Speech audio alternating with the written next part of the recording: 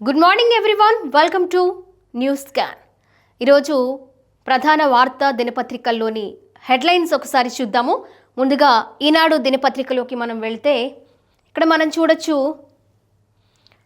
Knowledge economy AI హబ్గా Visakha, $135 billion ఆర్థిక వ్యవస్థగా వీఆర్.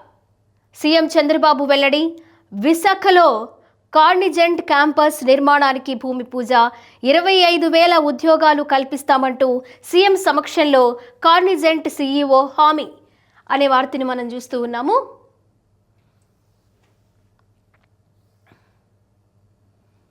ఇక్కడ మద్యం కంపెనీలతో శ్రీధర్ రెడ్డి సంప్రదింపులు, ముడుపుల వసూళ్లలో కీలక పాత్ర పోషించారు, ఆయన బెయిల్ పిటిషన్ను కొట్టేయండి, హైకోర్టులో సిఐడి వాదనలు అనే వార్తని మనం చూస్తూ ఉన్నాము.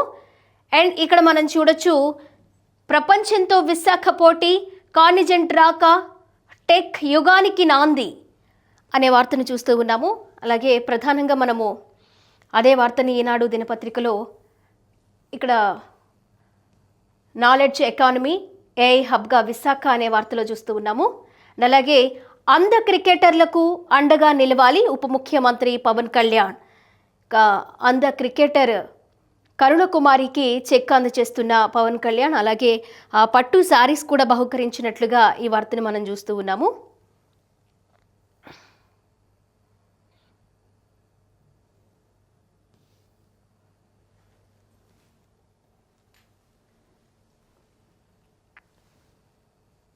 ఆంధ్రజ్యోతి ఇక్కడ కూడా అదే అండి. మనం ఈనాడు దినపత్రికలో ఏదైతే హెడ్లైన్గా మనం టెక్ హబ్గా విశాఖ వార్తను మనం చూసామో, ఇక్కడ నాలెడ్జ్ ఎకానమీ సిటీగా అభివృద్ధి చెందుతుంది. కాగ్నిజెంట్ శంకుస్థాపన సభలో సీఎం. విశాఖ ఎకనమిక్ రీజియన్కు మహర్దశ, గ్లోబల్ హబ్గా అభివృద్ధి సీఎం.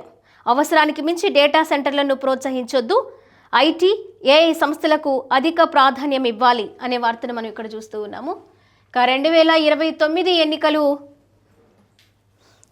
పాత సీట్లతోనే, నియోజకవర్గాల పునర్విభజనకు జనగణన అడ్డు. వచ్చే ఏప్రిల్ నుంచి దేశవ్యాప్తంగా జనాభా లెక్కల ప్రక్రియ 2028 జూన్కు పూర్తయ్యే అవకాశం. ఆ తర్వాత పునర్విభజనకు మరో ఏడాదిన్నర. అప్పటికి ముగిసిపోనున్న 2029 ఎన్నికలు, ఇక 2034 ఎన్నికల నాటికే కొత్త స్థానాలు అనే వార్తని ఇక్కడ మనం చూస్తూ ఉన్నాము.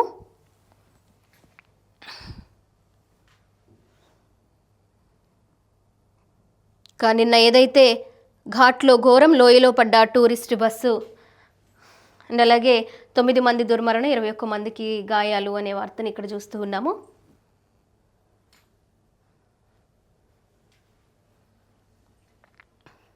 మనము తెలంగాణ ఆంధ్రజ్యోతి చూద్దాము.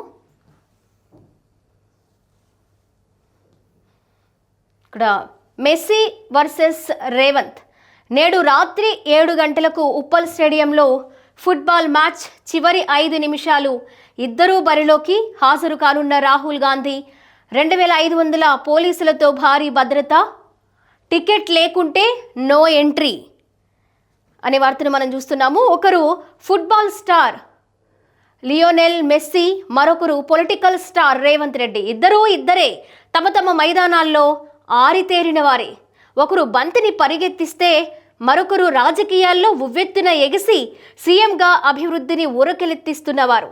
ఇప్పుడు ఆ ఇద్దరూ ఒకే మైదానంలో బరిలోకి దిగి ప్రజల్ని అలరించేందుకు సిద్ధమయ్యారు అనే వార్తను మనం చూస్తున్నాము. ఇక అర్జెంటీనా వీధుల నుంచి ప్రపంచ దిగ్గజ ఆటగాడిగా ఎదిగిన మెస్సీ 16 ఏళ్లకే బార్సిలోనా క్లబ్కు ఎంపిక. గ్రేటెస్ట్ ఆఫ్ ఆల్ టైమ్గా గుర్తింపు. 7,665 కోట్ల ఆస్తిపరుడు. ప్రతిష్టాత్మక బాలన్ డివోర్ అవార్డు 8 సార్లు అందుకున్న ఫుట్బాలర్. అలాగే ఇక్కడ మనం చూసుకోవచ్చు, ఇక్కడ సీఎం రేవంత్ రెడ్డి గారి గురించి 2006లో జెడ్పీటీసీగా రేవంత్ అరంగేట్రం. తరువాతి ఏడాదే ఎమ్మెల్సీ, మరో 2 ఏళ్లకే ఎమ్మెల్యేగా విజయోత్సహం. 2018లో దెబ్బ తగిలిన రెట్టించిన ఉత్సాహంతో 2019లో సీఎంగా గెలుపు. 2021లో పీసీసీ చీఫ్. 2023 నాటికి 15 లక్షల కోట్ల జీడీపీ రాష్ట్రానికి సీఎం. అనే వార్తని ఇక్కడ చూస్తూ ఉన్నాము. ఏదైతే ఇద్దరు కూడా వారి వారి ప్రతిభను కనపరిచే విధంగా ఉప్పల్ స్టేడియంలో ఈరోజు ఫుట్బాల్ మ్యాచ్ జరగబోతూ ఉంది. ఈ నేపథ్యంలో మనం చూసుకోవచ్చు, ఏదైనా ఫండ్ రైజింగ్ కాన్సెప్ట్తోనే ఈ ఫుట్బాల్ని ఏర్పాటు చేశారు. రాష్ట్రానికి సంబంధించి ₹1 కూడా ఖర్చు లేదు. ఇక్కడ మనం చూసుకోవచ్చు, టికెట్ లేకుంటే నో ఎంట్రీ. ఏదైతే ఫండ్ రైజింగ్ చేయబోతూ ఉన్నారో దానికి సంబంధించిందిగానే ఈ ఫుట్బాల్ని మనం చూడొచ్చు. ఇక ఇక్కడ ఉద్యమ సమయంలో దోపిడీ, స్టూడియోల వద్ద ధర్నాలు చేసి వసూళ్లు, బయట పెడితే తెలంగాణ సిగ్గుపోతుందని ఊరుకున్నా. టాస్ మాత్రమే వేశాను, టెస్ట్ మ్యాచ్ ముందే ఉంది. నా భర్తపై నిరాధార ఆరోపణలు చేస్తున్నారు. ఇంటి అల్లుడి ఫోన్ ట్యాపింగ్ చేయడానికి సిగ్గుండాలి. హరీష్ రావు మాటలు ఏలేటి మహేశ్వర్ రెడ్డి నోటి వెంట. టీ న్యూస్కు, ఏలేటికి, కృష్ణారావుకు లీగల్ నోటీసులు. ప్రభుత్వ భూమిని ప్రైవేటుకు ఇస్తూ కేటీఆర్ సంతకం. ఆ లావాదేవీలతో రేవంత్కు లింకు, అందుకే సైలెంట్. ఏదో రోజు సీఎంను అవుతా, మీ పని పడతా కవిత. ఇక్కడ మనం చూసుకోవచ్చు, శత్రువులు ఎక్కడో ఉండరు, మన ఇంట్లోనే. ఏదో సినిమా డైలాగ్ ఉంది కదా, మన ఇంట్లోనే కూతుళ్ళ రూపంలో, చెల్లెళ్ళ రూపంలో మన చుట్టూనే తిరుగుతూ ఉంటారు అనే విధంగా ఇక్కడ మనం చూసుకోవచ్చు. ఏదైతే ఇక్కడ జగన్మోహన్ రెడ్డి గారికి షర్మిల గారు ఏ విధంగా అయితే ఆమె ప్రతిఘటిస్తూ ఉన్నారు, అలాగే ఇక్కడ మనము తెలంగాణ సంబంధించి కేటీఆర్కి కవిత గారిలాగా కనిపిస్తూ ఉన్నారు. సో ఆవిడ అప్పుడు కేసీఆర్ ప్రభుత్వంలో జరిగిన, ఆయన ఆధ్వర్యంలో ఉన్న ప్రభుత్వంలో జరిగిన అన్యాయాల గురించి, అక్రమాల గురించి బయట పెడతానని, అలాగే ఏదైతే మేనమామ హరీష్ రావు కావచ్చు, అన్న కేటీఆర్ కావచ్చు, అలాగే అప్పుడున్న జరిగిన ఆ లావాదేవీలన్నిటి గురించి కూడా బయట పెడతానని ఆవిడ సవాల్ చేస్తూ ఉన్నారు. అండ్ అలాగే ఎప్పటికైనా సరే నేను సీఎం అవుతాను, మీ పని పడతానని కూడా ఆవిడ వాగ్దానాలు చేస్తూ ఉన్నారు. ఈ నేపథ్యంలో ఏదైతే ఆవిడ ఇలా ప్రతిఘటిస్తూ ఉన్నారో, ఆవిడ మాట్లాడుతూ ఉన్నారో, ఎప్పటికైనా సరే ఆవిడ కొంతమేర పార్టీకి నైతికంగా ప్రాబ్లం క్రియేట్ అయ్యే అవకాశాలు అయితే లేకపోలేదనే చెప్పాలి.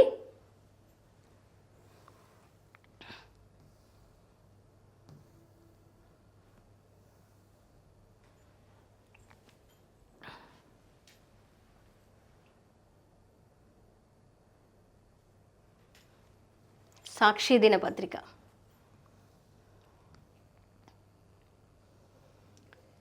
ఇక్కడ మనం చూసుకోవచ్చు, ఆగని అప్పుల పరుగు. బాబు గారి లిక్కర్ బాండ్లు, ఎక్సైజ్ బాండ్ల రూపంలో 5,490 కోట్ల రుణం, రాబోయే మద్యం ఆదాయం తాకట్టు పెట్టి అప్పు. ఇది ఒకసారి అండర్లైన్ చేసుకోవాలండి. రాబోయే మద్యం ఆదాయం తాకట్టు పెట్టి అప్పు అని ఏదైతే ఇప్పుడు బాండ్ల జారీపై జీవో లేదు, గుట్టు చప్పుడు కాకుండా వ్యవహారం అని సాక్షి దినపత్రికలో ఈ వార్త అయితే ప్రచురించడం జరిగింది. మనం గతంలో ఏదైతే 2019, 2024 మధ్యలో అప్పటి ముఖ్యమంత్రి జగన్మోహన్ రెడ్డి గారు పూర్తి మద్యం నివారించడానికి విడతల వారీగా ఏదైతే మద్య నిషేధాన్ని నేను తీసుకొస్తున్నానని అధికారంలోకి వచ్చి 5 ఏళ్ల పాటు కూడా ఎంతోమంది ఆడబిడ్డలు, అలాగే ఆ మందు ఏదంటే బ్రాండ్లు, జే బ్రాండ్లతో చలామణి అయిన వివిధ లిక్కర్ బాటిల్స్ కూడా దానికి బలయ్యి ఎంతోమంది అనారోగ్య పాలయ్యి ప్రాణాలు కూడా కోల్పోయిన పరిస్థితి మనకి తెలిసిందే. సో అప్పుడు ఏదైతే 15 ఏళ్ల తర్వాత ఈ లిక్కర్ అమ్మకాల వల్ల, లిక్కర్ కొనుగోలు చేసి వచ్చే ఆదాయాన్ని బేరీజ్ వేసి దాన్ని అడ్డం పెట్టుకొని అప్పు చేసిన ఘనాపాటి జగన్మోహన్ రెడ్డి గారు, వైఎస్ఆర్ కాంగ్రెస్ పార్టీ అని ఎలా మర్చిపోయారు సాక్షి దినపత్రిక అయినా, లేకపోతే వైఎస్ఆర్ కాంగ్రెస్ పార్టీ అయినా అనేది ఈరోజు ఒకసారి ఆలోచించుకోవాలి. ఆ లిక్కర్ బాండ్లకు సంబంధించి కానివ్వండి, లేకపోతే లిక్కర్ వ్యవహారాలకు సంబంధించి కానివ్వండి, ఆ కార్పొరేషన్ కానివ్వండి, లేకపోతే సివిల్ సప్లైస్ కానివ్వండి, అవన్నీ కూడా తాకట్టు పెట్టొచ్చు, తాకట్టు పెట్టి అప్పు తేవచ్చు అనే ఆలోచన దేశంలో ఏ రాష్ట్ర ముఖ్యమంత్రికి కలగని ఆలోచన.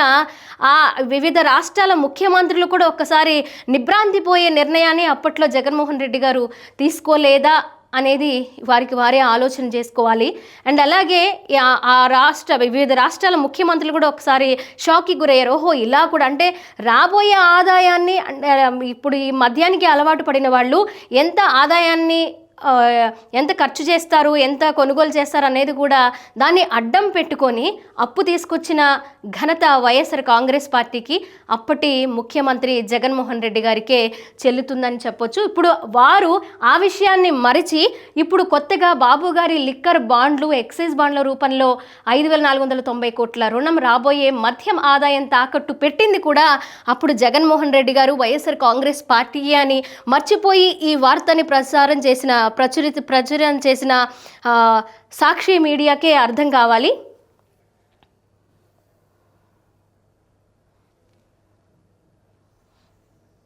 ఇక్కడ కోర్ 5 సూపర్ క్లబ్ 5 దేశాల సరికొత్త పవర్ గ్రూప్ అనే వార్తను మనం చూస్తున్నాం. ఇక్కడ కాకీల కిడ్నాపర్ల వైఎస్ఆర్సీపీ కార్పొరేటర్లు సొంత గూటికి చేరితే జీర్ణించుకోలేకపోయిన టీడీపీ నేతలు పోలీసులను అడ్డుపెట్టుకుని కక్ష సాధింపు చర్యలు. నెల్లూరు నుంచి తాడేపల్లికి వెళ్లిన ఓ కార్పొరేటర్ మరో కార్పొరేటర్ కుమారుడి కిడ్నాప్. రాత్రంతా గుంటూరు, ప్రకాశం జిల్లాలో పోలీస్ స్టేషన్లు తిప్పుతూ వేధింపులు, తీవ్రంగా కొట్టి భయపెట్టి టీడీపీకి జై కొట్టినడంతో కీలక పాత్ర. పొరపాటుగా వెళ్లామని, టీడీపీలోనే కొనసాగుతామని తెల్లారేసరికి వీడియో రిలీజ్ అనే వార్తను ఇక్కడ చూస్తున్నాం. ఇక్కడ కాకీల కిడ్నాపర్ల అని మరొక వార్త సాక్షి దినపత్రిక ప్రచురించింది. ఇక్కడ కాకీల దందా ఏంటి, కాకీల జులుమేంటి, కాకీల కిడ్నాప్లు ఏంటి, ఇవన్నీ కూడా అప్పుడు వైఎస్ఆర్ కాంగ్రెస్ పార్టీ ఉన్నప్పుడు, ఆ గవర్నమెంట్ ఉన్నప్పుడు కాకీలు చేసిన, పోలీసులు చేసిన విధ్వంసాలని ప్రజలందరూ కూడా చూశారు. అప్పుడు ఏకంగా వైపీఎస్లా పనిచేసి ఎంతోమంది సీనియర్ ఐపీఎస్లు జైలుకి వెళ్ళిన పరిస్థితి కూడా చూస్తూ ఉన్నాము. ఒక అపోజిషన్ రాజకీయ నాయకుల్ని ఒక వేరే ఏదో నేరస్తుల్లాగా చూసి వారి మీద కిరాతకంగా బిహేవ్ చేసి వాళ్ళు ఇబ్బంది పడేలాగా ప్రవర్తించింది అప్పటి కాకీలు, అప్పటి రౌడీ షీటర్లు కాదా అనేది వారికి వారు అంతర్మదనం చేసుకోవాలి. ఇప్పుడు అప్పటి గవర్నమెంట్లో కాకీల పనితీరు ఆ విధంగా ఉండేది. సో కాకీల రాజ్యం, వారి దమనకాండ ఆ విధంగా ఉండేది. సో అలా చూసుకుంటే ఆ వార్త కూడా వాళ్ళకి ఆలోచనలో ఉండే దీన్ని ప్రచురించారా లేదా అనేది ఒకసారి అర్థం చేసుకోవాలి.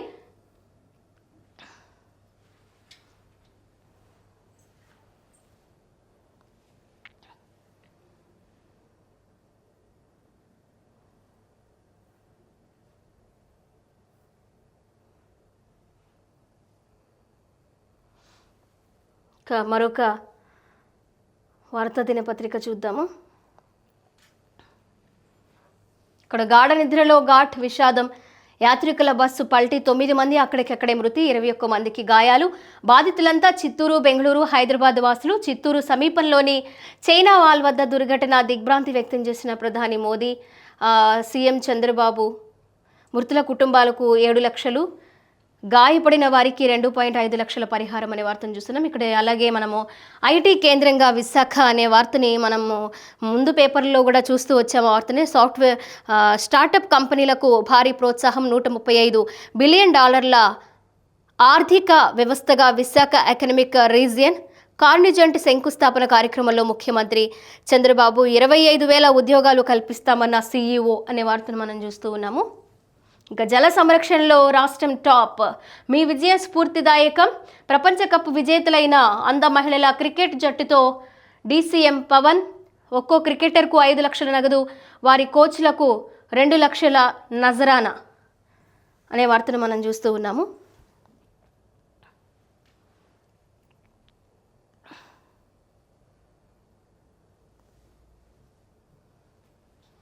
ఇంకా విశాలాంధ్రలో కూడా మనము చూసుకోవచ్చు. ప్రైవేట్కు భీమా రంగం, 100% ఎఫ్డిఐకి అనుమతి, జనగణనకు 11,718 కోట్లు, 71 పాత చట్టాలు బుట్టదాఖలు, కొబ్బరి ఎంఎస్పి పెంపు, కేంద్ర కేబినెట్ నిర్ణయాలు అనే వార్తను మనం చూస్తున్నాం. ఇక్కడ అల్లూరి జిల్లాలో విషాదం. మారేడుమిల్లి ఘాట్ రోడ్లో బస్సు బోల్తా 9 మంది మృతి, 20 మందికి గాయాలు అనే వార్తను మనం చూస్తూ ఉన్నాము.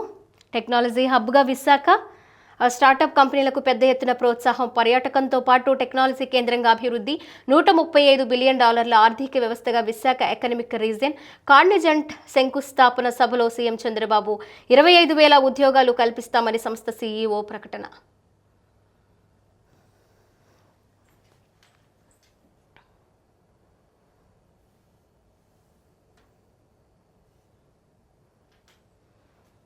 ప్రజాశక్తి కూడా అంతే అండి. విషాద యాత్రగా వారి ప్రయాణం ముగిసింది. మారేడుమిల్లి ఘాట్లో లోయలో పడ్డ ప్రైవేటు బస్సు 9 మంది దుర్మరణం. తీర్థయాత్రలు చేస్తుండగా ఘటన. రాష్ట్రపతి, ప్రధాని, సీఎం సహా పలువురు దిగ్భ్రాంతి.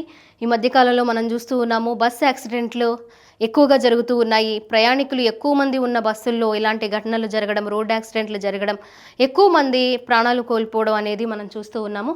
అందులోనే ఈ విషాద యాత్ర కూడా మారేడుమిల్లి ఘాట్ రోడ్లో జరిగినట్లుగా మనకు తెలుస్తుంది. ఇక్కడ టెక్నాలజీ కేంద్రంగా విశాఖ అనే వార్తని మనం చూస్తూ ఉన్నాము.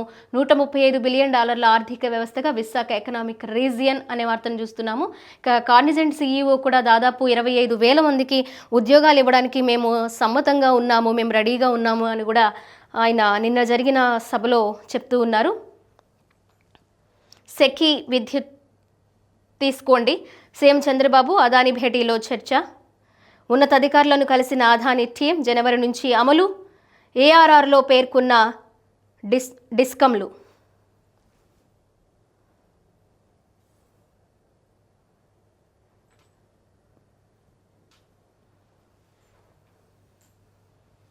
సూర్య పేపర్ 2027 జనాభా లెక్కల నిర్వహణకు కేంద్ర కేబినెట్ ఆమోదం. 11,718 కోట్ల బడ్జెట్తో 2 దశల్లో చేపట్టనున్న ప్రక్రియ. దేశ చరిత్రలోనే తొలిసారిగా పూర్తి డిజిటల్ పద్ధతిలో గణన. జనాభా గణనతో పాటు కులాల వారీగా వివరాల సేకరణకు నిర్ణయం. ప్రజలు స్వయంగా వివరాలు నమోదు చేసుకునేందుకు సెల్ఫ్ ఎన్యూమరేషన్ అవకాశం. విశాఖలో ఐటీ ఎకోసిస్టమ్ అనే వార్తను మనం చూస్తూ ఉన్నాము. ఇది కూడా మనం ఇంతకుముందు ప్రతి పేపర్లో విశాఖ గురించి, విశాఖ ఐటీ హబ్గా మారబోతోంది. కాగ్నిజెంట్ శంకుస్థాపనలు జరిగాయి. దాదాపు 25,000 మందికి ఉద్యోగ అవకాశాలు కల్పించే విధంగా దీన్ని ప్లాన్ చేస్తున్నారు. ప్రస్తుతం అయితే ఒక 1000 మంది అక్కడ ఉండే విధంగా, 1000 మందికి ఉద్యోగాలు వచ్చే విధంగా ప్రస్తుతం అయితే పనులు ప్రారంభించారు. ఆ తర్వాత 25,000 మంది ఉద్యోగాలు కల్పించే విధంగా ప్రణాళికలు సిద్ధం చేస్తూ ఉన్నట్లుగా వార్తలు మనం చూస్తూ ఉన్నాము. ఇది కూడా అంతే. ఏపీ విశాఖ తెలుగువారు గర్వపడేలా కృషి. విశాఖపట్నంకు కాగ్నిజెంట్ రాక చారిత్రక మైలురాయి. చంద్రబాబు నాయుడు నేతృత్వంలో పనిచేయడం మా అదృష్టం.